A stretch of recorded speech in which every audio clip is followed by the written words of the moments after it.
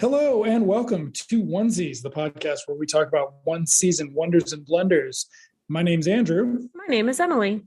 And we are talking about Freaks and Geeks, the 1999 one-season NBC comedy drama created by Paul Feig and executive produced by Judd Apatow. And this week we're talking about episodes 10 and 11 in order. 11 and 12. What? 11 and 12.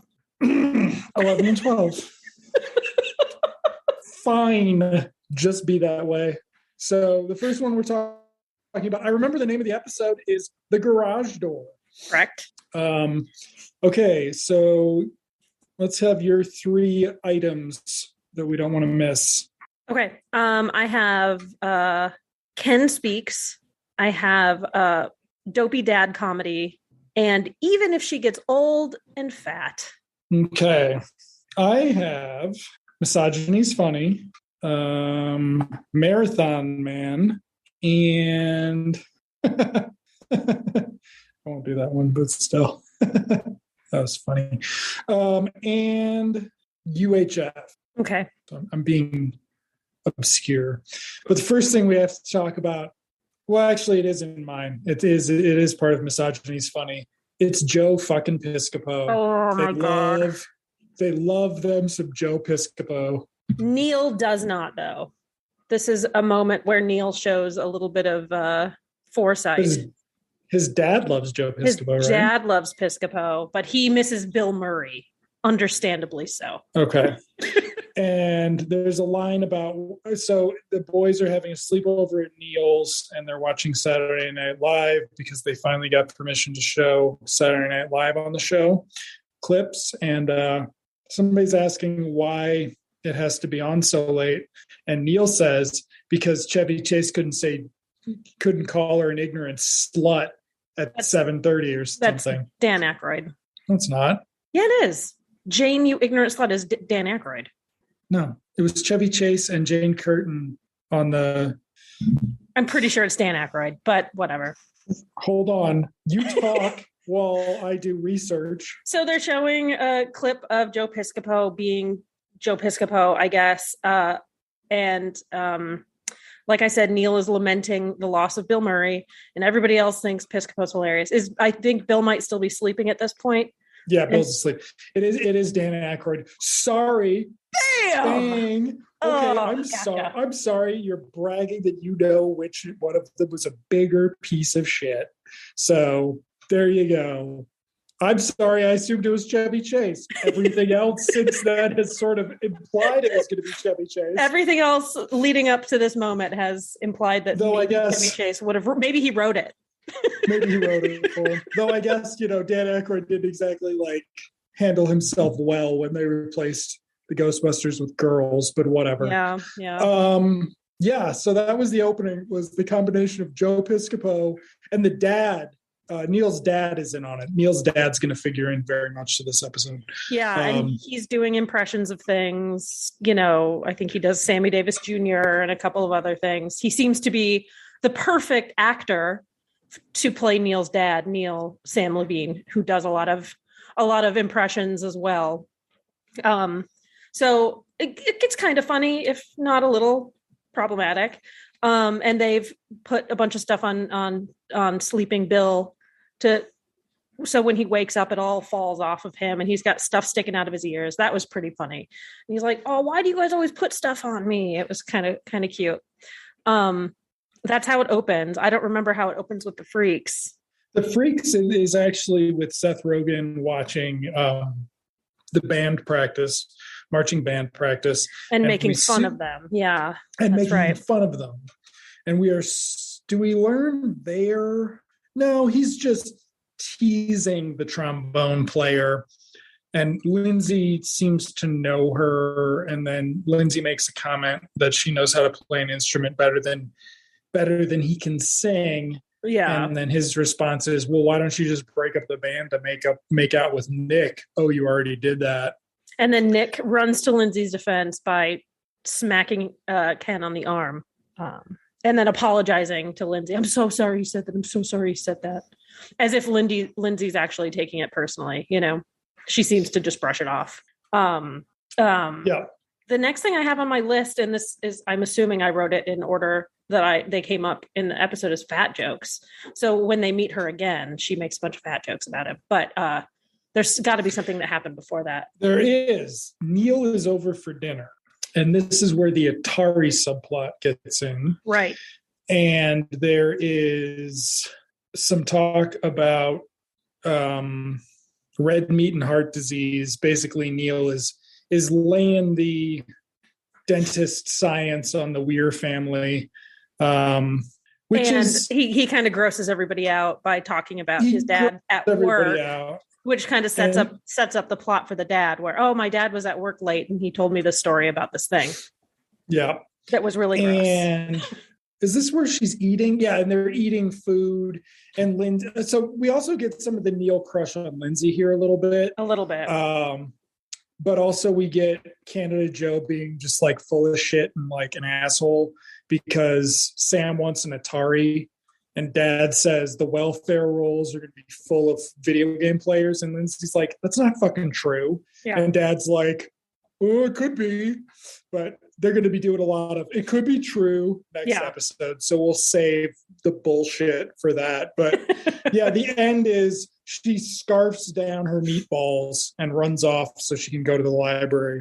So those meatballs are huge. There's no way she could have. It's yeah. And then the boys also do it as a sight gag. So that's a funnier sight gag. I think this is the episode directed by Brian Gordon, who I looked up, and the only other thing that I recognized that he directed was Career Opportunities, that fucking awful movie, but it's a like object lesson in objectification, including Leonard Maltin perving on teenage Jennifer Connelly. Cool. Like, yeah, it's just, yeah.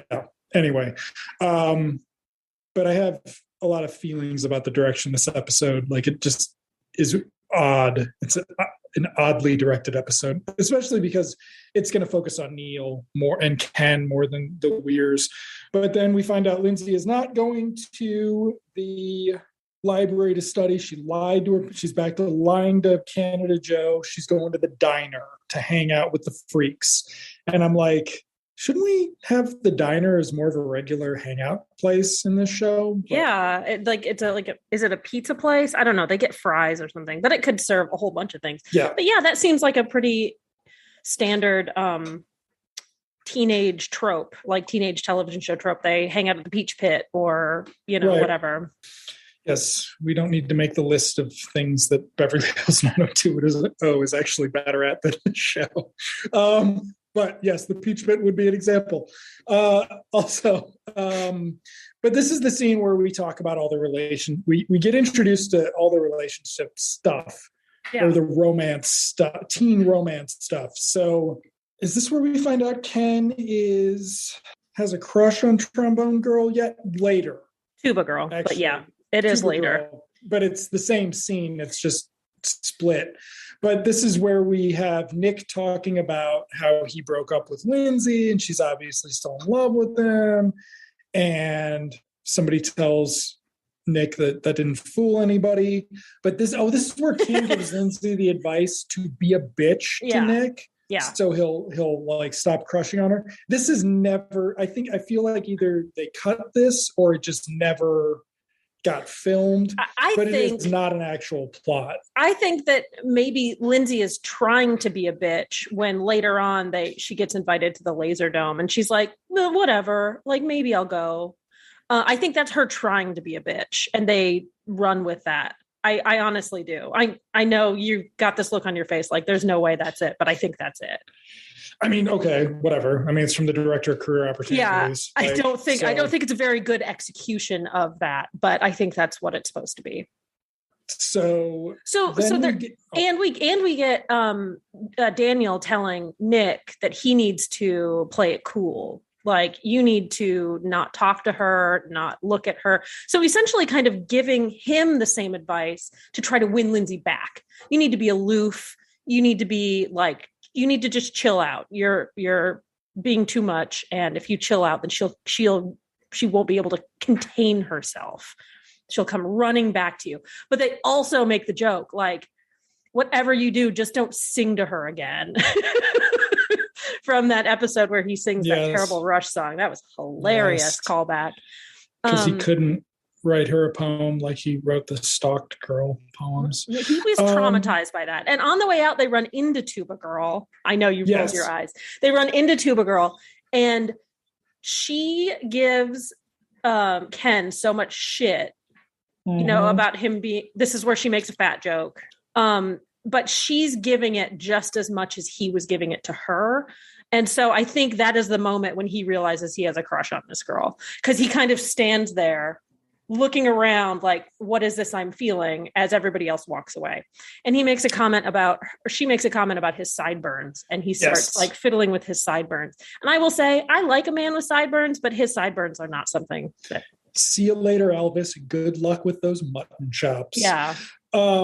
In between this, we meet Neil's mom. She comes to pick up Neil at the house, and she talks to the Weir mom about her life, which includes tennis lessons and a full-time job. Or she doesn't actually have a full-time job. I thought she did, but that was carting Neil around. But she's a little bit more she poo-poo than the Weirs. Yeah, they're a little bit more upper crust. Yes, which we already established with the knowing what science is. Canada Joe doesn't know what science is, which we'll find out more in the next scene, which is my UHF scene. Yeah. They are at a appliance store, and the salesman who helps Sam and his mom is David Bowe, who is from UHF, and pretty much nothing, and some commercials. Yeah. And I believe he does Christian movies now. But in this scene, we find out that Canada Joe does not want his wife to have a microwave because it'll make her fucking lazy when she cooks some dinner. And I'm just like, how perfect is that for all of this? Let's be less progressive than Diner, which was set in the 50s and was made in 1982. Cool. Piece of shit. Okay. And so Sam wanders away from his mom to look at the Ataris because he has been wanting an Atari. And Neil's parents promised him an Atari for his birthday. And why can't I have one too? And he sees Dr. Schreiber from a distance. And he calls out his name, takes a couple steps closer forward, and sees him with another woman, not Mrs. Schreiber. Beautiful blonde woman whose name I forget. And Dr. Schreiber tries to manipulate the situation a little bit. Hey, kiddo, blah, blah, blah. This is my friend from high school. God, I can't believe I ran into her, even though you're 15 years younger than me. Wow. And tries to play it off like it's no big deal. And, you can't tell anybody because I'm going to buy Neil an Atari. So you can't tell Neil you saw me here. And here comes the moral quandary for Sam. So he's concerned about what to do.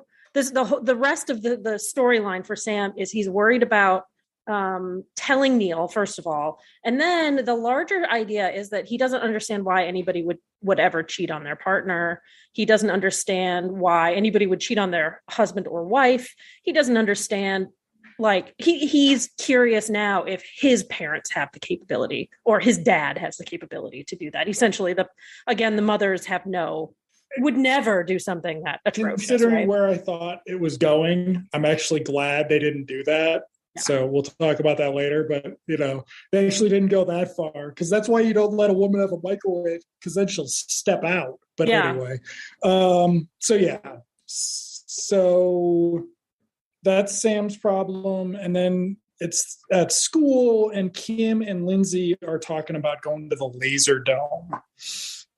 And this is where we get the boys are actually talking about it, because Nick is like all obnoxious about Pink Floyd at the Laser Dome. And they all agree to go, and Lindsay and Kim happen upon them. And Kim gets really mad because apparently Daniel, when they were on a break, and I'm using finger quotes for listeners, took another girl to Laser Dome and apparently got some in some capacity some vagina or boobies or something. So, and that's actually going to be one of the bigger subplots, is that Kim is not happy that Daniel did this. And that now he wants to take her there. Yes. She's insulted that this place that she wasn't at when it happened is so traumatic for her. Yeah, so that's kind of interesting. And that's when, Kim asks Lindsay, "Oh, are you going to go?" And she's like, "Yeah." And then she kind of looks at Kim and goes, I mean, whatever, maybe. And I think that is her attempt at being a bitch. There may have been other scenes that were cut of her being bitchy, but I just don't think she has it in her necessarily, unless it's for her own personal gain. Like, she has it in her to be a bitch. Don't get me wrong. I just think in a situation where she has to intentionally be a bitch, she can't do that. I think it's just bad writing. Okay, fair enough. Anyway. So the geeks, speaking of some good writing, why do I have turd on the end of my bed written down? I just do. It's a Bill line. It's a Martin Starr line. But basically, Neil got his Atari, and they're going to go hang out at 3:30 and play Asteroids. Bill's down. Sam's not too sure about it because Neil's also like, my dad's the coolest. And Sam's kind of like, your dad's not the coolest. I know something. And so he immediately tells Bill the story, including showing Bill how they hugged. And I'm just kind of like, I don't know that the hug demonstration is like, I don't know. Like, we're going off of a hug here. That's quite a lot. Like he didn't stroke her backside. No, he wasn't nibbling on her neck or on her earlobe or anything. It was just a hug, but it was a long hug. It was a long hug, but I mean, it doesn't matter because he is having an affair with her. Anyway, so manly hugs in the lunchroom is what my note was. But then there's something about secrets and Bill revealing that. So Bill is arguing to Sam that they have to tell Neil. We don't keep secrets from one another. And Sam's like, that's easy for you to say. You've never had a real secret. To which Bill replies, remember that time I farted in... It was a poop. I farted in class, but it came out of poo, and I laughed so hard. So good. The delivery of that line is so perfect because he kind Martin Starr. It came out of poop. It came out of poop. It was so funny. Oh my God. I love it so much. Good. And he had to flush his underwear down the toilet. So Sorry, I have this mental image of Bill Haverchuck freeballing for half a day at school. Sorry. All right, moving on to the freaks. Thank you. This is where we find out that Ken is actually in love with Tuba Girl. Daniel sees him looking in at her during band practice. Ken's looking in from the hallway, and Daniel's like, "I'll talk to Lindsay to talk to you about it," and then or to talk to her or something. And that's that scene is that Seth Rogen, for the first time on this show, has a subplot of his very own. Yeah, the very first time. And it's fantastic. I mean, it's not fantastic, but it's nice that he has like a personality now beyond just being the snarky friend. The guy who jumps in to cut people down, Right. I mean, it's overdue and better than our 4 episodes with Nick. Yeah. So then we're back to the geeks and they're playing Asteroids. There's a line about how Sam peed on the... At some point in between this, though, do they tell Neil or do they tell Neil later? This is the scene where they tell Neil. They tell Neil during Asteroids. During Asteroids. Okay, I'm sorry. And it opens with Sam going to pee first. And Bill tells Neil. Yes. Is what it is. Sam doesn't tell Neil. Bill tells Neil. And then there's a demonstration of the hug. But first, an attempt. First, we find out that Sam doesn't lift up the seat when he pees standing up. And so he peed all over Neil's toilet the last time he was there, which is fucking weird. Teenage boys can be icky. Okay, well, we're also going to find out that Sam's a nitwit or something. this episode. If we're to believe the writing, he's a numbskull. So we'll get to that. But yes, so they tell Neil about his dad. Neil does not believe them. Neil starts You're just jealous, Bill, because you don't have a dad. And Bill says, I talked to him 3 months ago. Oh, that made me sad. Yeah. It has a nice echo in the next episode, though. But then once Dad gets there, Sam and Bill are like, let's get the fuck out of here, man. So they head out with Dad following them, trying to confirm things are still cool with the boys. But no. And then mom comes home and she's too tired to cook. So there's something about the car there, because we still haven't gotten to the garage door and we're more than halfway through the episode. Yeah. So that's going to come up. But first we've got a scene with Daniel and Kim where, how does this make sense in my notes? Daniel and Kim have a scene after 3:30 in school, but before Sam gets home from But remember, Neil's. He get home late? He gets home late and his mom is concerned, like, you need to call me if you're going to be home this late, because I was worried about you. School. Yeah, we don't know what he and Bill were talking about or doing after they left Neil's. But if they went to Neil's after school, how could the next scene be Kim and Daniel in class? Oh, yeah. Good question. Because this is a fucking weird school that starts at 6:30 in the morning and goes till 6 at night. And the scene requires. They're in study hall and they're sitting for some reason, with somebody in between them. Maybe it's assigned seating.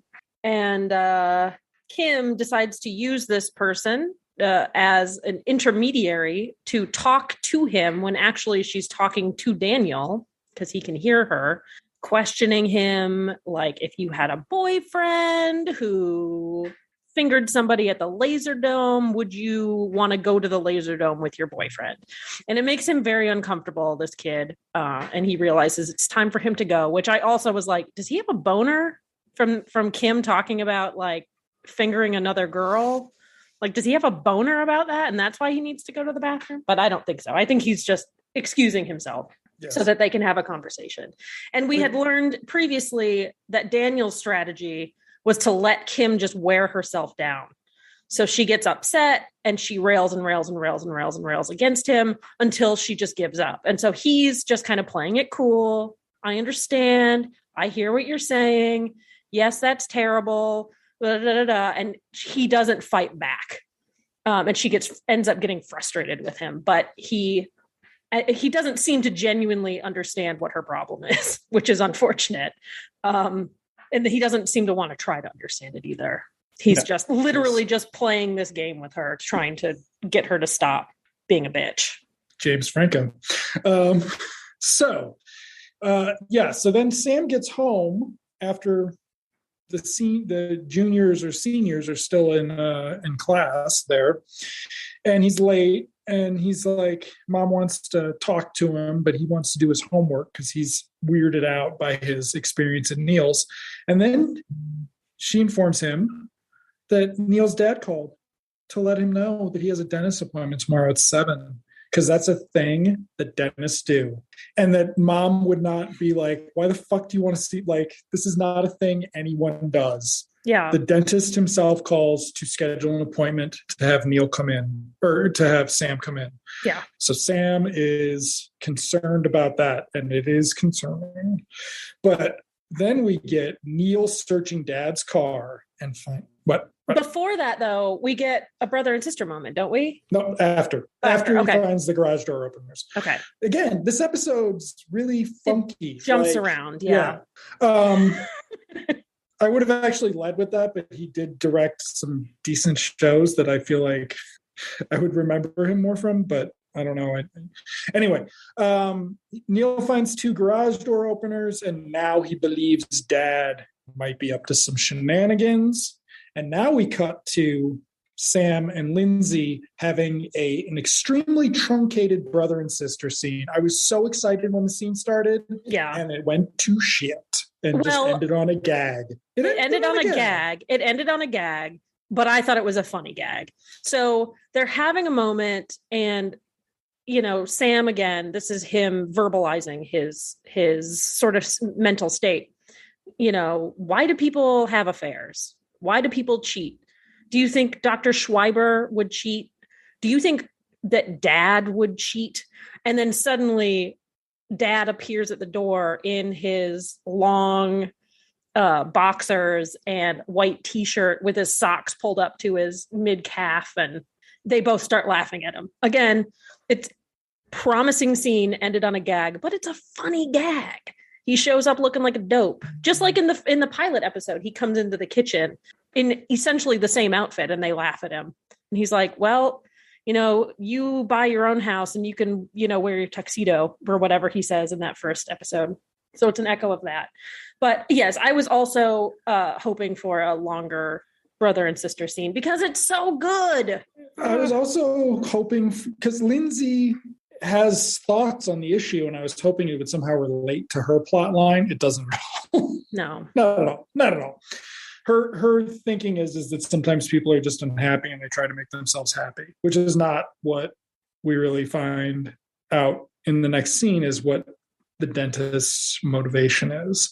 So yes, next morning, Sam is at the dentist, and here is the Marathon Man scene where Neil's dad interrogates him and tells him there's something missing in his life and he deserves to be happy.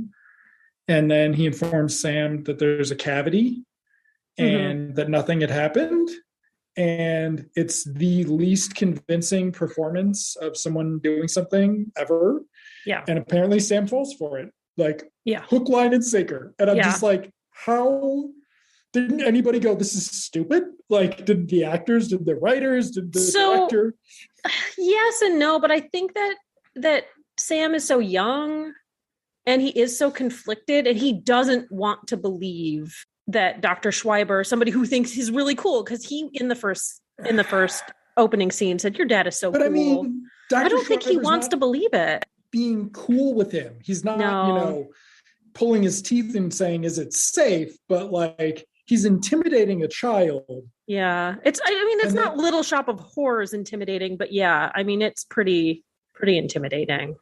Yeah. To have this person have power, wield their power over you to try to convince you that they're a good guy. Yeah, I mean, a much better episode would have been him talking to his mom about it.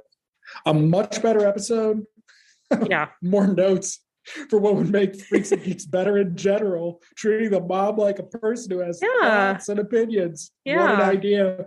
Next thing you know, she'll want a microwave. And treating like they're a family. Like they can have these conversations with each other. Because it's a sitcom. Yeah. So the next scene is at school. And Bill and Sam are talking about how they shouldn't have told Neil. And then Neil shows up and is like, nah, man, I found 2 garage door openers. It's fucking true. So, but this is where my note is, how is Sam so obviously stupid? Yeah. But Sam's like, no. I talked to your dad this morning and he cleaned my teeth. He cleaned my teeth. And nobody's like, wait a minute. You went to the dentist before you came to school? Like, that sounds fishy. That sounds like my dad is trying to manipulate you. Nobody says that. But they've got a plan. And so then we cut to Lindsay and Ken. Ken's out on the field watching the band again, I think. Yeah. And I feel like there's some of the problem with this episode is it's got too many days before Friday, before they actually have the Laserdome outing. But this is Friday, I think. Yeah. Because the next scene, she says, we're going to Laserdome tonight. Okay. Yeah. So basically, Lindsay's like, I was talking to Daniel, and he says, you like Amy the Tuba Girl? And Ken's like, I do. And Lindsay's like, if I ask her to go to Laserdome with us tonight, will you be nice to her? Will you not be a shit? Like, and he's like, yes. And then she says something about trying to nail Amy. He says, what did Daniel tell you I wanted to nail Amy? And she's like, no, he didn't quite use that word. Okay. And then, so it's going to be are you going to be nice to her? Yes. And then, okay, yes, because now the geeks, it's after school and the geeks are on their bikes looking for the house, or they cut school because it doesn't matter. But then Bill's wondering when they're going to eat because they told their parents they were going to each other's houses for dinner. When are we actually going to eat? I'm hungry. And so Lindsay talks to Amy, the tuba girl, and Amy, the tuba girl's like, who? And then even though Laserdome sucks, she's going to go because the sideburns are cute. Yeah. And then we get a montage of the boys trying the garage door stuff with the Let the Good Times Roll playing in the background. And my note is it took 10 episodes before there's a band in this I actually like in the show. Like, I'm not even a big Let the Good Times Roll fan, but like I at least like the Cars a little bit. Right? Yeah, I mean, I had the same experience with Madness. I was like, woo! Not some garbage shit. Classic rock to somebody, I guess. But then we get the Laserdome while the boys are still looking for the garage. And Lindsay's sitting a seat away from Nick. Ken and Amy are there. They have a weird thing where Amy's making fun of it because it seems like she's got a similar personality to Ken, only he doesn't get it. Yeah. And instead he's like kind of rude to her. And he says, I did pay for you. Like, she's like, I could see this outside for free, man. And he's like, well, you are seeing it for free because I paid for your ticket. And I was just like, it's a little harsh. Yeah. You guys could be fun and cute together, but okay. And then Daniel and Kim are being weird. And so there's a whole thing with Amy and Ken. Amy doesn't want to drink, but she will get a hot dog for them. So they're going Dutch on this date, as it turns out. Well, wouldn't you? If somebody was like, I paid for your ticket, God, I'd be like, okay, well, I'm going to go get a hot dog. Do you want something? I'll get you something now. I'm not going to give you a handy, so I'm going to get you a hot dog instead. I was worried they were never going to get to be nice together. They do later, so it's fine. But there's the Daniel and Kim thing. The thing where James Franco tells Kim that she was probably cute in 5th grade, I was like, ooh, that's weird and inappropriate for a high school boy to say too. Like, I think we've got some warning flags for a number of people in this getting passed, including standards and practices for the fucking network. Like, it's not sexualize 5th grade girls, but okay. And so they lean the seats back to snuggle, and then she gets mad because she realizes he probably did that with the girl he finger banged. And that's when we get to the reveal that it's not going to be Pink Floyd. It's Southern Rock Week. And Nick is very upset, and Lindsay finds it funny, and then they both laugh together as they sit a seat apart. And there's some sort of like confessional, like, I'm sorry I've been such a bitch to you all week. That's coming up. Oh, okay. Before that, we get... No, because this is when I was like, wow, they're really trying to manipulate Lindsay into having romantic feelings for Nick, aren't they? Oh, right. But first, it's like Daniel telling Nick to make his move or something. But then we get cut to... What? No, so like I found it creepy and gross. Like, make your move. She's not gonna make out with you because she's, band geek. Oh, and yeah, that's right. And I was we haven't had that yet. This was still Daniel giving Nick predatory advice. Oh, okay. So we got it. Yeah. Before we get to Daniel giving Ken predatory advice, we have, before James Franco telling his friends how to be sexual predators, we had his real life friends, let's also point out, for years, who've never commented on his behavior, right? I don't think so.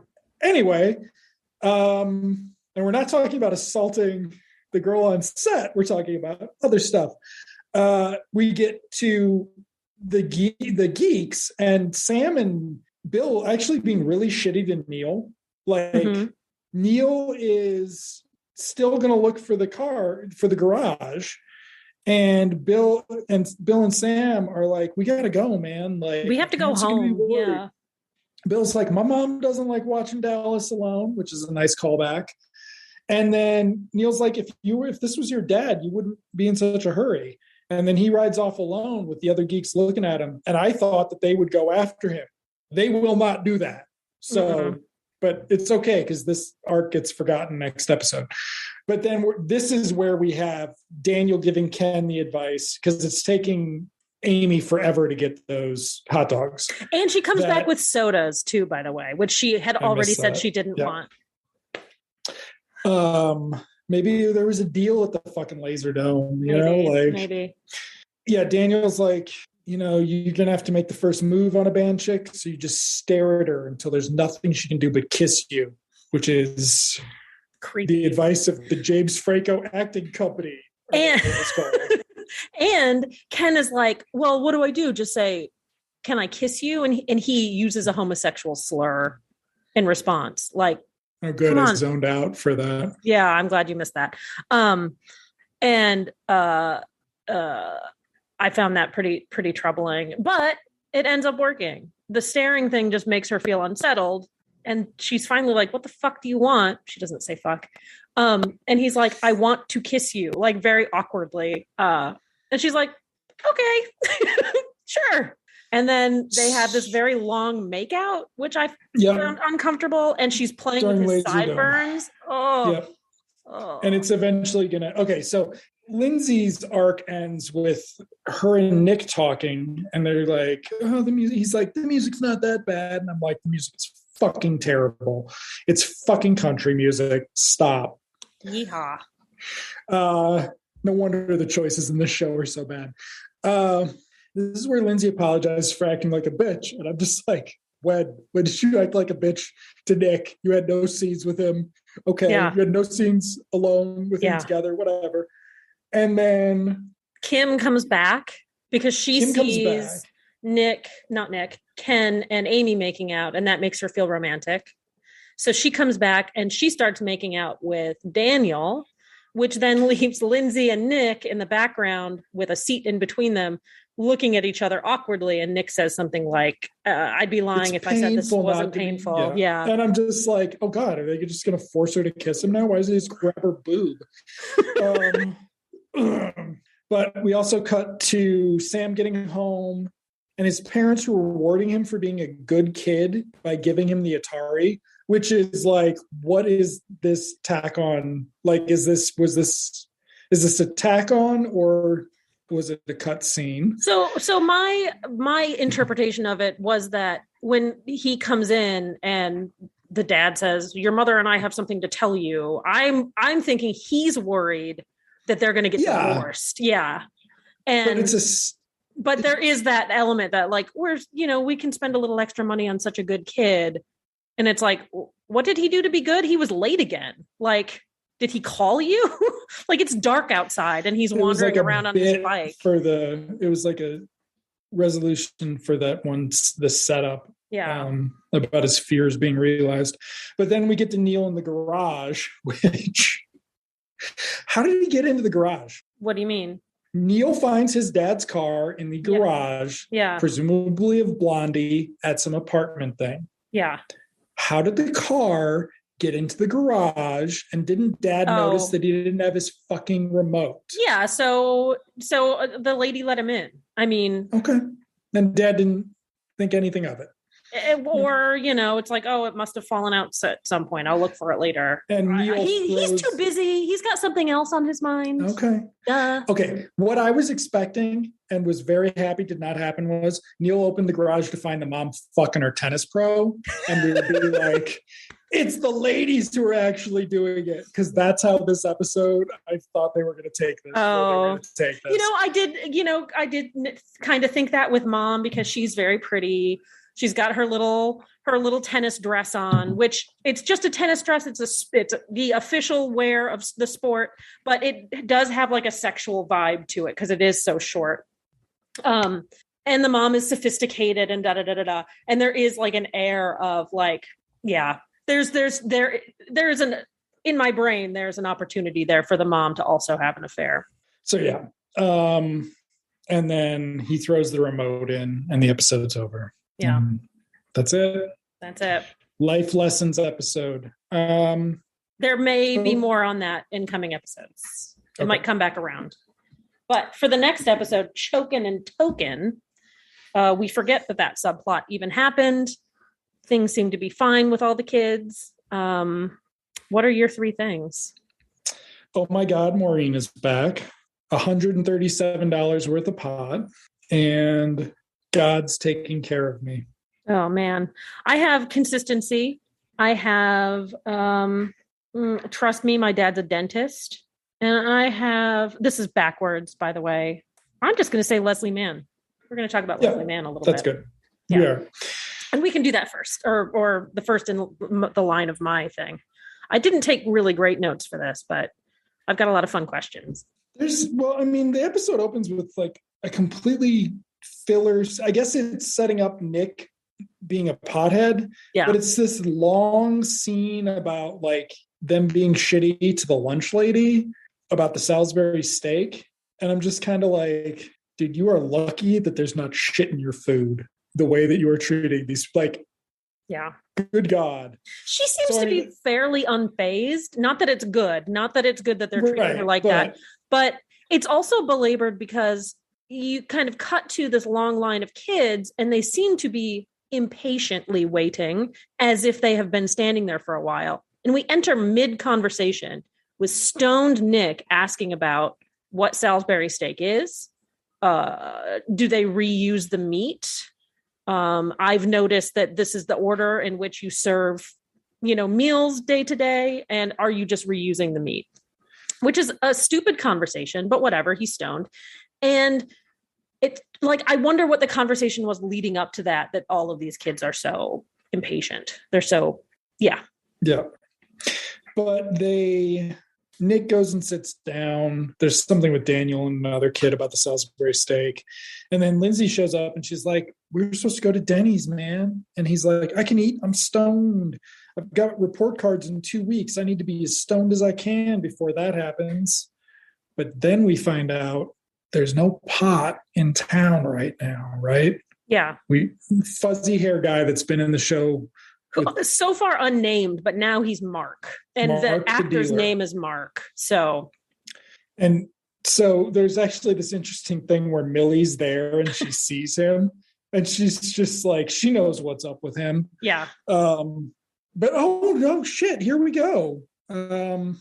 We get the scene with the Charlie's Angels. Charlie's Angels, great opening scene where Dad wants to know which of the angels Sam wants to bang. Now, mind you, they're watching this with their mom and sister. And he says he likes the show for Bosley. For Bosley, yeah. And Dad says that's not allowed. He's like, well, sure, he's funny, but he's no Kate Jackson. Like, nobody watches the show for Bosley. Sam's like, I do. Lindsay's like, well, he's in love with Cindy Sanders.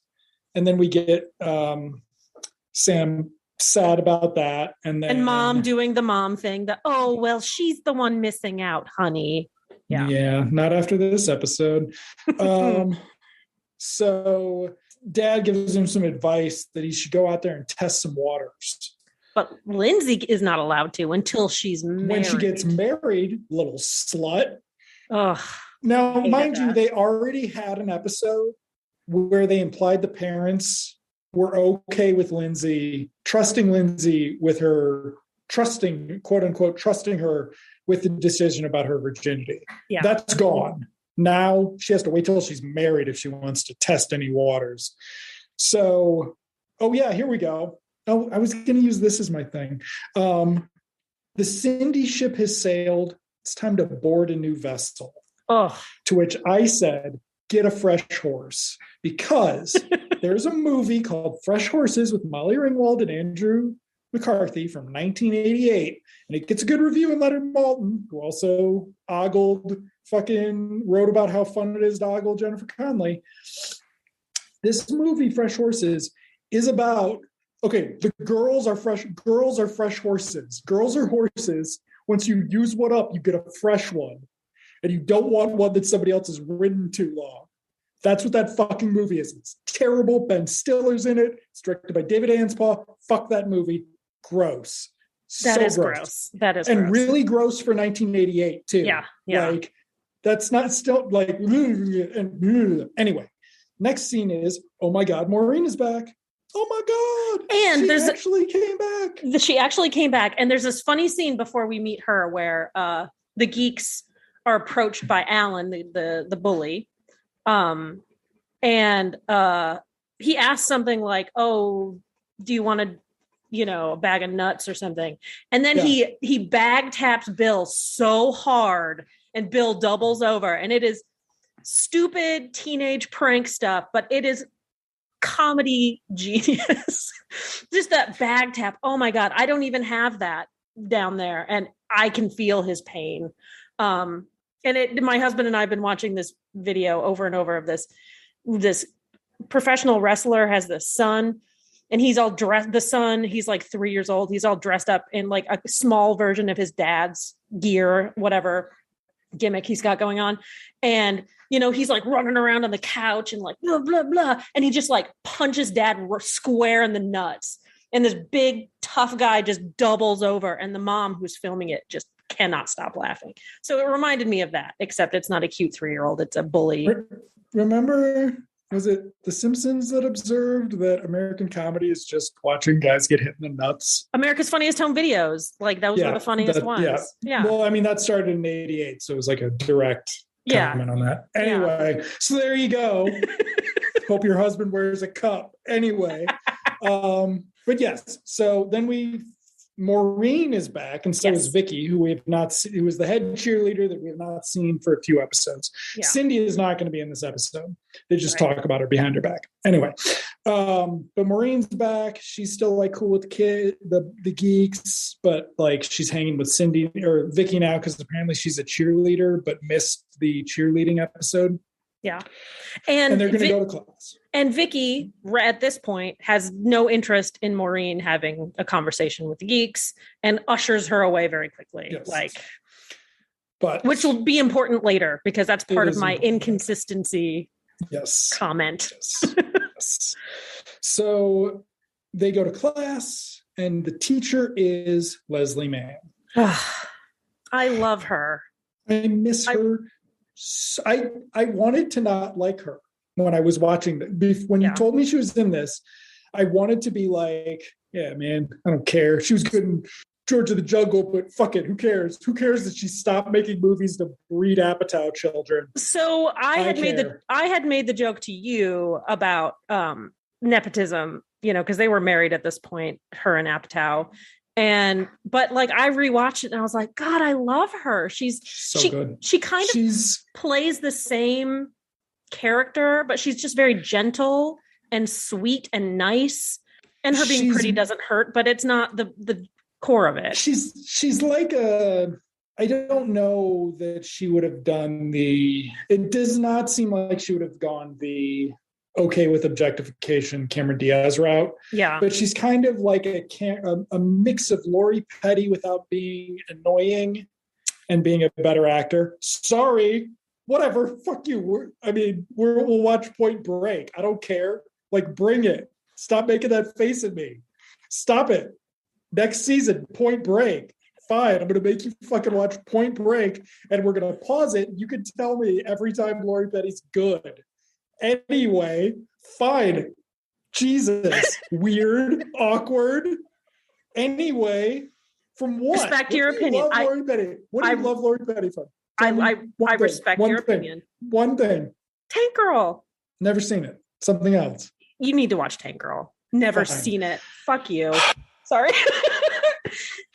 And this is all being left in. This is all being left absolutely, in. Yes, absolutely. Okay.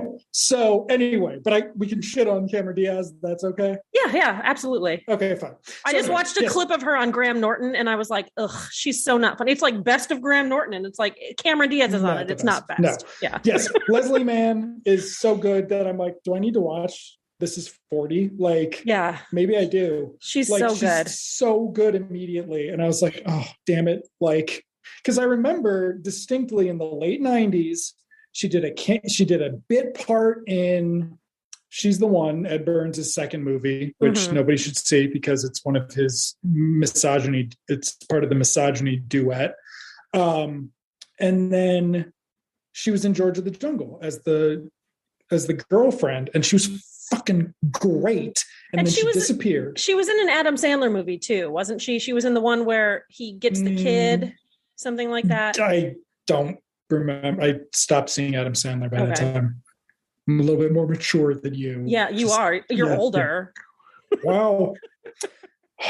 Anyway, so she's introducing the class, and it's clear Bill's got a crush on her. He's just mooning at her. Yeah. And then she has allergies, and so he tells her all about his allergies. And I didn't write down all of them, but I got bees, cats, some dogs, air, and I got air too. And I was like, what is that? And then he shares that Neil has emphysema. Oh, eczema or eczema. Psoriasis. Okay, psoriasis. It's like, in my mind, that's like an old man disease, so it fits perfectly. Yeah. He has psoriasis, which is lizard skin. Lizard skin, yeah. And then Sam passes out if he even thinks about blood, which has the geeks embarrassed, Maureen and Vicky laughing at them, and Alan thinking this is all very funny. Yeah. But the teacher, Leslie Mann, thinks it's adorable, and she just thinks it's all cool. And so after class, Neil's upset that Neil and Sam are very upset that he embarrassed them. Yeah. And so there's the geeks subplot for them is going to be that they were like kind of a shitty friend to Bill this episode. And also suddenly, because of that brief incident in the hallway earlier where Vicky essentially rips Maureen away from them, they don't want to be geeks anymore. Right. They want to do cool stuff so the cheerleaders will like them. They just don't want to do it anymore. And it's verbalized over and over and over again. Do you want to be a geek your whole life? Yeah. Yeah. It's pretty harsh. Yeah. So, but we're going to cut over we got to set up the Freaks plot line, which is. So Nick can't get his hands on any weed, as we've mentioned before. And it turns out Daniel and Ken also don't have weed, except Daniel's holding out on Nick. They are suddenly recognizing that Nick has a problem. And weed is bad, and it is going to keep you from being a productive member of society. Daniel's got a whole shtick on it. Daniel is going to throw his stash away, which is a fairly good amount of weed, if I remember correctly.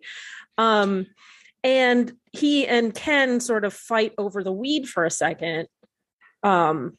But they are interrupted very quickly by Jeff Rosso, who takes the weed from them and then come see me in my office. Although he doesn't say when, just come see me in my office. Yeah. And they just magically know when to show up. Of course. Is there anything else that I'm forgetting about that? So Kim's not in this one. There's a scene. No, Kim's oddly absent, but there is a scene where Nick and Lindsay. Does Lindsay say he's saving money on eye drops? I think it's at lunch, but Nick is miserable at this point. And they decide forced sobriety. And they decide to cut class. Lindsay suggests we'll go do something fun. And there's a really there's a really nice scene where they're playing basketball together. Like he's goofing around and being really good, and she's goofing around and being less good. And it's a nice scene. They seem to be actually having a good time. Nick seems to be distracted from his, cannabis break. Yeah, but that's after. Oh, sorry. I skipped way ahead. You skipped way ahead. Before that, we have so before that, we have more with Bill and the Geeks. There's a sci-fi convention, but first we have class where Leslie Mann makes a joke about the peanut being Bill's mortal enemy, and everybody laughs except Bill. And then after class, Leslie Mann's like, "Is everything okay?" And Bill's like, "That allergy talk makes me look like a geek." And she's like, "Okay, I'm sorry." So he's taking his friend's comments very personally now. Yes, which is fucking ridiculous. which makes sense because the next scene is going to them being really shitty to him. So it's sci-fi convention weekend. They'd all made all sorts of plans, except now Sam and Neil are like, we're not going. We're going to watch a cheerleading competition. Maureen invited us. That's what we are now. We're the cheerleading squad, cheer boys or something. And then they say, and I thought this was super fucking shitty and really worked back some of the stuff they'd done in the previous episodes. Why don't you just ask Gordon to go with you? Yeah. He likes sci-fi conventions. And then Gordon does the hacky, like, I don't like sci-fi conventions. I love them. But he's very enthusiastic about it. It's a hacky joke, but, I advocate anybody having that enthusiasm. It'd be fine. Yeah. So next scene is that basketball scene, which ends with the drug dealer showing up and the pot dealer showing up and getting and selling Nick some pot. And this was my $137 of pot note. It's $40 for the bag. Yeah. In $1980, that's $137 today. If you can afford, I can't afford a bag of pot that's $137. If you can afford that, Nick's like a fucking, there's some other issues going on, right? Where does he get that money? He doesn't work.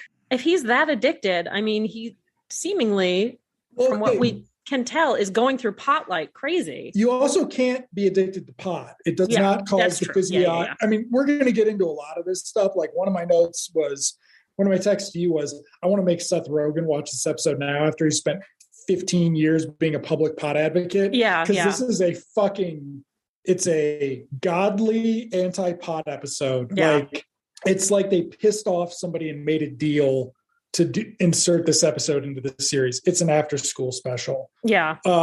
With some subtext later. But so at this point, Nick's got his pot and he's like, let's go get stoned, Lindsay.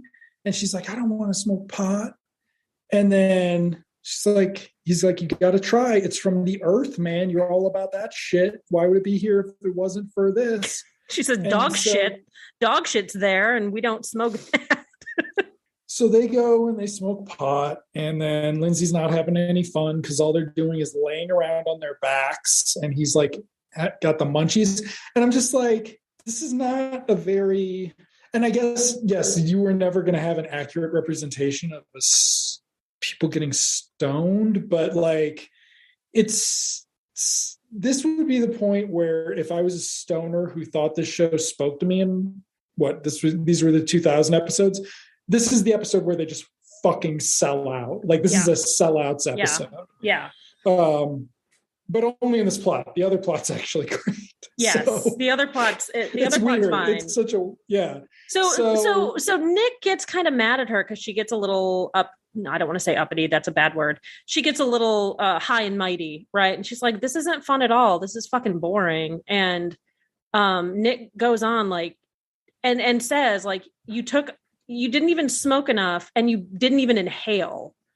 Because she doesn't actually look stoned, as opposed to later, not to spoil, well, we were going to spoil. She gets really stoned and she looks it. She's acting, again, exaggeratedly stoned.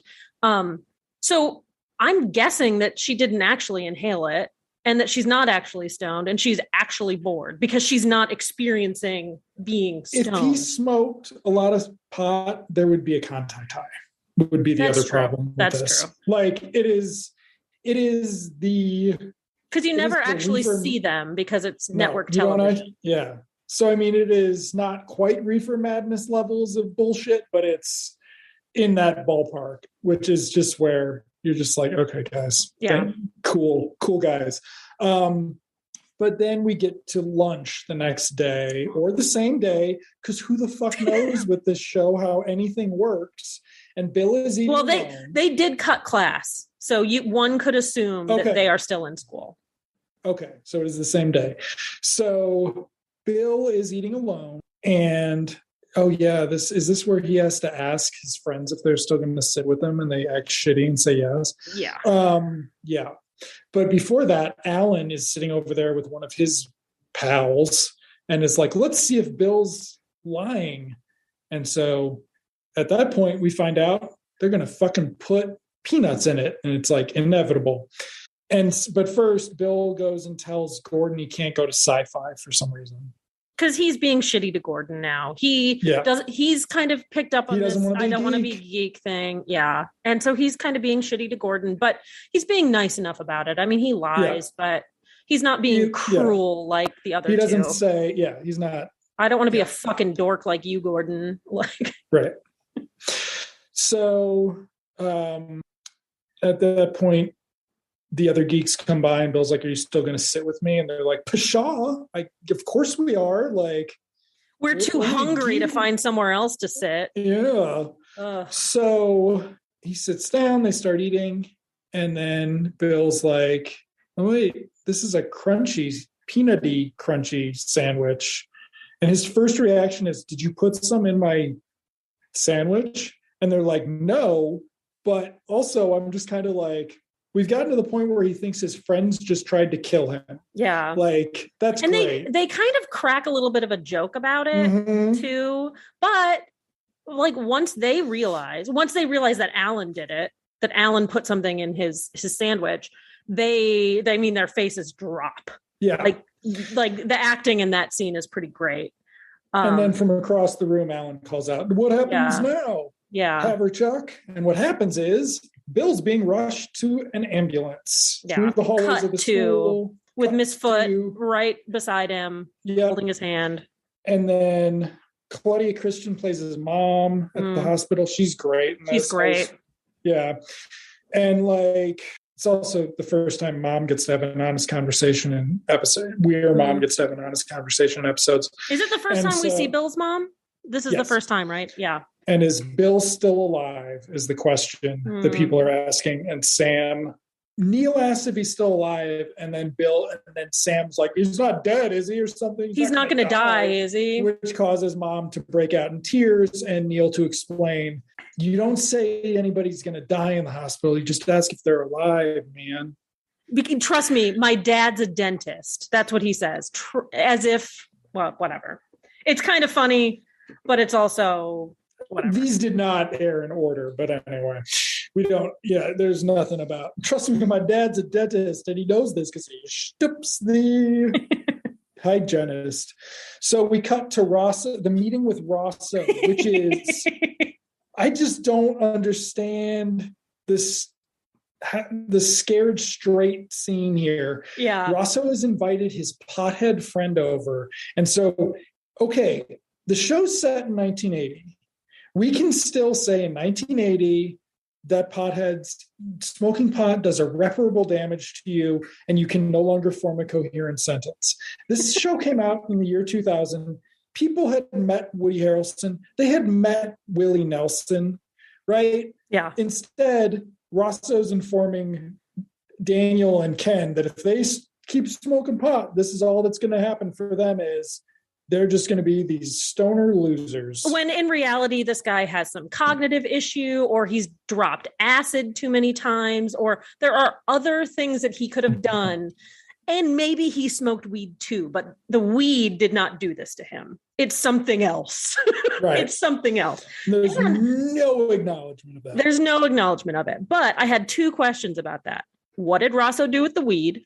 Did he keep it for himself? Did he sell it to Frank or whatever that guy's name was?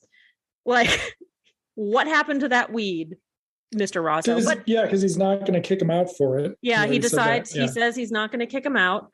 He's going to give him another chance. And there was a great exchange, a great opportunity for Ken to be snarky, where Rosso's like, Daniel says, honestly, Mr. Rosso, I was trying to get rid of it. Like, I don't want the weed anymore. And Ross was like, do I look stupid to you? And Ken's like, do you honestly want me to answer that? I thought that was funny. That was funny. What's your other question about that scene? Those are my questions. What did he do with the weed? And did he sell it to that guy? Because, that guy's his friend, allegedly a former student, but that guy's his friend. That he's exploiting. Yeah. That guy's his dirtbag friend. So weird. Yeah. Maybe one of the requirements to make the network happy was that Rosso had to be in the plot. Yeah. But then we get to Nick telling Lindsay, I don't need pot, man. So he just throws her the pot. And he's like, you take it.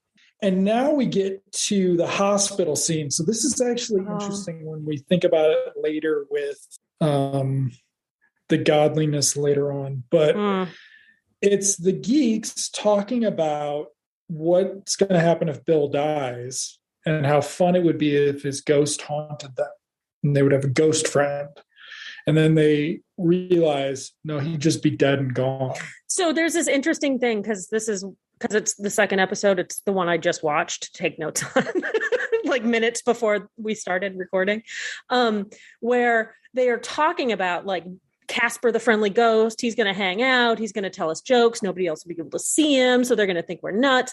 And Sam is doing his cute little laugh that he does. And then like the sound kind of cuts to the mom crying. And they realize that it's not going to be that way. They're not going to have this fun ghost friend. Bill's just not going to be around to hang out with anymore. And they realize kind of the gravity of the situation in that moment, which I thought was great. A great little clip because they've been so shitty to him. Like, fuck them. And fuck them for like goofing around about dead Bill. Like, but they are 14. Okay. They are 14. They're going to get really shitty in a second here. But before that, there's like a scene with the geeks talking shit about, or not the geeks, Nick talking about how Lindsay's too perfect for pot. Yeah. But then we cut to Lindsay smoking pot in her bedroom. There's a long scene of her trying to roll a joint, and I sympathize. I cannot. If I tried to roll a joint, I would not be able to. Yeah. Too much work. But Dad walks in on her when she's stoned. And we forgot to mention there's a whole babysitting subplot where she doesn't want to babysit for these people who don't pay enough. It was during the Charlie's Angels thing. But she forgot to go babysit. He forgot his wallet. They're both confused that the other one's home at that time. So did she cut school to go home and smoke pot? What is going on? But the result is she's like, Dad, I've got woman problems. And he's like, oh, I don't want to hear about it. And I was just like, get out of jail free card for her, though. I mean, wow. Yeah. Like, even today, is there a network show where a dad isn't shitty to his daughter about Eve's curse? No, it is a get out of jail free card. Let me tell you, I have used that. I mean, whether or not it's a get out of jail free card, but his reaction is I don't want to hear about it. Yeah. Like, regardless of it being a get out of jail free card, it's a deeply misogynistic. Because your dad's a bad dad. Yeah, deeply misogynistic. But I will take advantage of it if I need to. All right. Moving on to the geeks. We're back at the hospital, and this is where Alan shows up with his dad. Ooh. And it starts with one of those scenes where you're just like, oh, my bully really just was bullied by his dad. There's nothing like deep about this. Mm-mm. It's just he had a shitty dad who treated him like shit. And so he picks on somebody that he can pick on. Yep. And that's what we see here, except Dad's not unjustified because his son tried to kill somebody. His son almost committed homicide, whether intentionally or unintentionally. And so they go, and Alan asks if he can apologize to Bill. Alan confesses to the mom. And the mom apologize to Bill. And she's like, he's in fucking critical condition, dude. No, he's not conscious, you little shit. Yeah. And it's both satisfying because she is kind of cutting him down, but I think she could have gone harder. I think she could have gone harder. But I mean, again, it's just a kid, but a kid who put her son's life in danger. Buddy Christian's so good in this episode. Oh, she should have gotten a fucking guest star Emmy.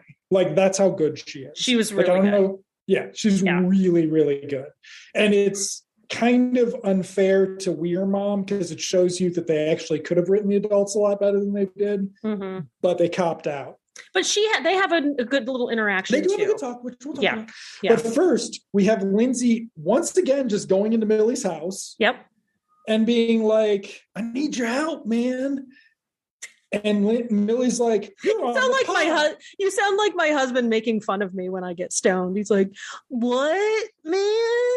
He always makes fun of me. And it's like, I'm just trying to sleep, brother. your husband brother. He's going to call you mad. What are you going to do? Okay.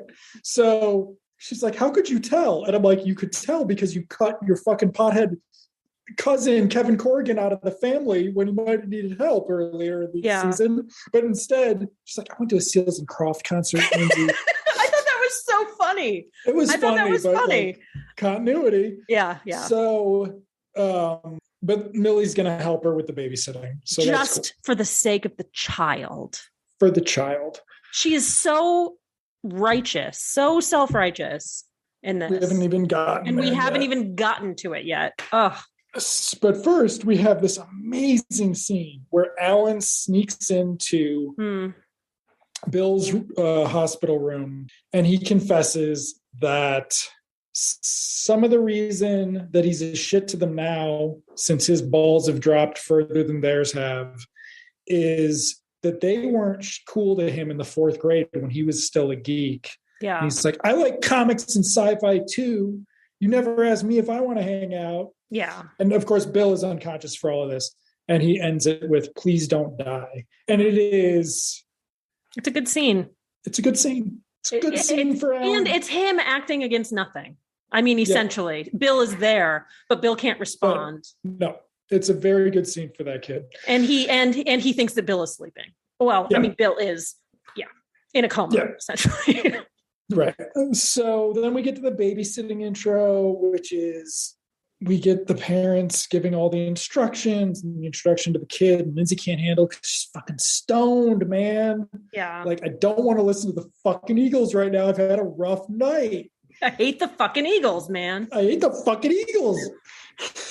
Okay. So Lindsay sneaks off to the bathroom, leaving Millie to take the instructions. And that's where we're at there.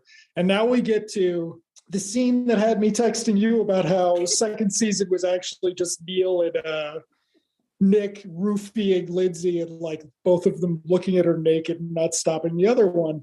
Because they get there or the girls, Maureen and Vicky, come and they're really worried about Bill. Suddenly they're very upset about Bill.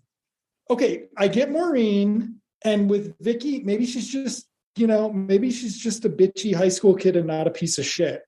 That's also she doesn't have enough character for us to know. Neither does Maureen at this point.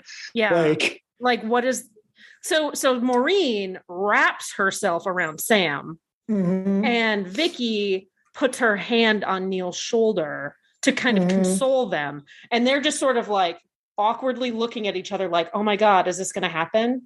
Is this going to happen? We got us some chicks. Yeah. And it's just kind of we've got these pretty girls hanging all over us. Fuck yeah. While our best friend is laying in a coma in a hospital bed. Cool.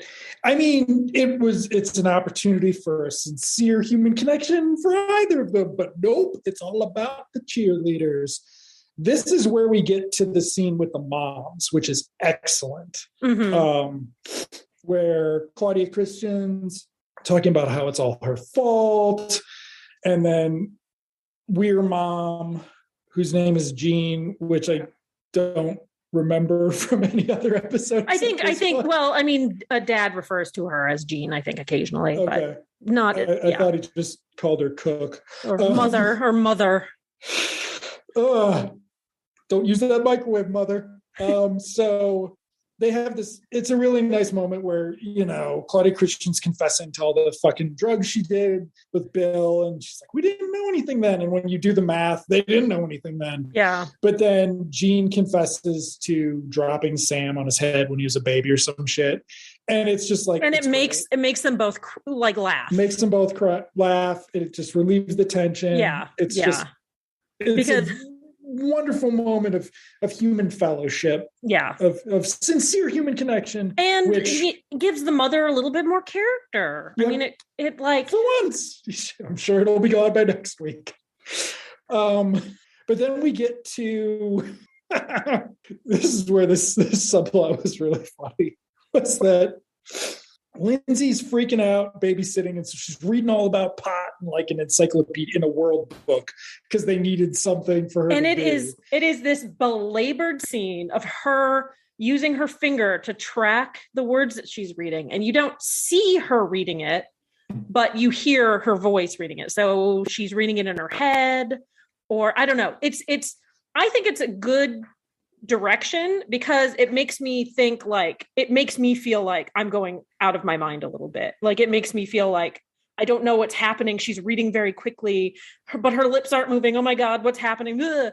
And it seems a lot longer of an article than I would think would be a World Book Encyclopedia. Yeah, I don't know. I didn't check, but I feel like yes, especially for 1980. Yeah. But then the kid comes in and is like, "Found you." Yeah. And the kid is somebody. The kid is somebody. So he was a child actor, but he ended up, I don't know if you watched Weeds, oddly enough. Yes, he was the younger brother in Weeds, like the little kid in Weeds. Cool. Yeah. A few years later. Yes, I guess this is a pre-Weeds pot show. Yeah. So I guess we hadn't had the revolution of people making a pot show and admitting that they've smoked pot. Yeah. So it seems like it's going to be this funny thing where Lindsay's freaking out because she's babysitting and she doesn't want to like the kid's freaking her out. Man. Yeah. It's like too much for her. She goes out to see to see Millie, and Millie's going to take care of her. And she's like, "Why is Nick high all the time? This is terrible." Millie's like, "It's because he's unhappy." God, the scene has so much potential to be a good scene between the two of them where they talk about like their concerns as teenage girls and, life and the universe and everything. But Millie just takes it a whole nother direction because you got to. The show takes it a whole nother direction. Okay. The character is written to take it another direction. Yes. And that direction is to God.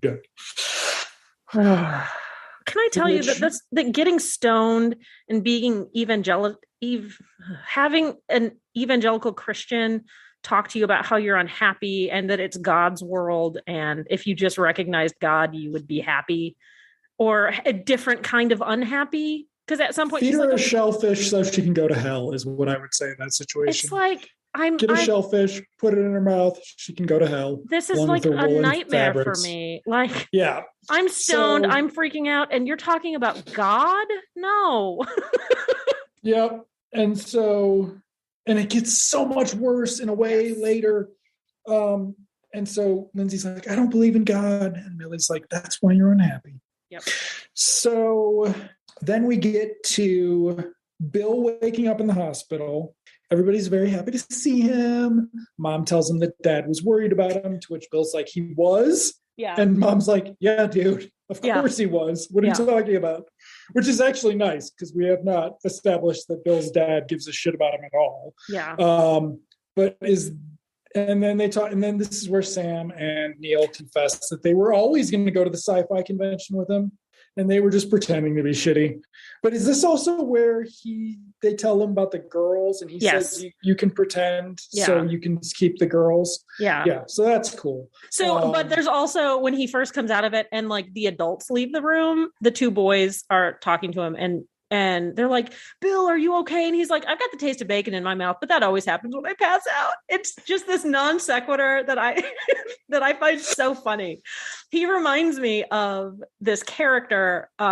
I guess it's probably a pretty standard character, but from Home Movies, the Adult Swim adult cartoon show, where John Benjamin plays Jason Panopoulos, who's like younger than the other two kids, and then he's also like the gross one who's always got like snot dripping down, and he's got like not psoriasis but eczema. He's always like talking about how cheese like backs him up. Like Bill is the Jason Panopoulos kind of the show, where he always says these like gross things and just doesn't care, and it makes me laugh every time.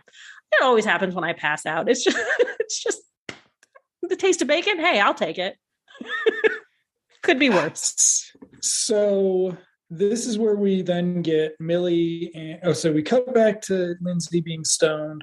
She's talking again to Millie about how they used to be such good friends and used to do such fun things together and how much they like stuff. Why aren't we friends anymore?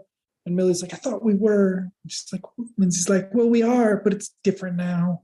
And it's because Lindsay's different now. Yeah. And then Millie says, what makes me sad is that when you're not stoned anymore, and I was waiting for her to be like, you're not going to remember that we're best friends. Instead, she fucking says, you're not going to believe in God anymore. And I'm just like, this fucking, like, what the fuck proselytizing anti-pot bullshit is this episode? And then it's like they bit. didn't have the money. It's like the Ed Wood thing where he didn't have the money to make the movie, so he got it from some Christian organization, but they made him take all the zombies out and made them cast like the pastor's son. Right. And it's kind of like that. That's what it feels like a public service announcement, or they made a deal with somebody that they were gonna do an anti-pot episode where all the freaks suddenly decide they don't want to do pot anymore for no reason. Because it's bad for you. It cuts down on your productivity in the workplace, in the future workforce, man. Capitalism. I mean, James Franco probably did vote for Trump, so like, let's be real here. Anyway, so then we get the scene where Alan goes in to apologize to an awake Bill. And it starts with Alan being really shitty about the apology. And then Bill informs him that he heard everything Alan said. Mm-hmm. And they have this devastating scene together where Bill's like, I mean, you can come with us. It's fine. Fucking choked up. I know. He's so sweet about it. He's like, so nice. It's just so good. Like, you told me you thought I was cool. I remember. I heard it. You said you thought I was cool. So good. And then Bill invites him to the sci-fi convention. He's like, look, man, you can just come over. We're meeting at 10. Show up. Just come over. Yep. And as they leave, Alan's like, very sincerely apologizes. And Bill's just like, just don't do it again. Perfect scene. No notes. Martin Starr. Then we get Lindsay getting home and saying she's never going to babysit for them again, blah, blah, blah, whatever. And we cut to Bill and Miss Foot. Miss Foot is that's right. I forgot about visiting Bill, so we can get one more scene with Leslie Mann, and it's fine. Like, I don't know, like, it's going to set Bill up for some unfulfillable expectations for life, but Leslie Mann doesn't. Though I don't know, Martin Starr versus Judd Apatow, who's better looking? Not Judd Apatow. I mean, anyway. But then we cut to the boys getting ready for hanging out outside, getting ready to go to the sci-fi convention, all in their costumes, except Gordon, because he doesn't want to look like an idiot all day. A loser, but it's Bill is got a Doctor Who costume for Almost Dying. That was funny. Was funny. Like, oh, my mom got it for me because I almost died. And it's like, and then Sam's got a really good Luke Tatooine costume, and Neil's got a Yoda costume that's not good. It's just really, it's like Kelly green paint on his face. Yeah. Did he have ears? And like, he had big ear. Yeah, it was. And then a brown. Why they wouldn't have done a Spock? Yeah. Since he did impressions. And like, George Takei is going to be there. So George Takei is going to be. I mean, we're probably lucky they didn't do Yellowface. Let's be real. So anyway, Alan bikes up on his fucking dork ass bike that he had a few seasons ago with the seat in the back. Yeah. And he can't do it. And like, it's heartbreaking. It's heartbreaking, but it's also not the best execution of the heartbreaking, because he like bikes away and there's like people on the street and shit, and it's just like, it's a very sitcom-y ending to it. Like, it's heartbreaking, but it's also not well executed. So, but half a great episode, probably their best episode.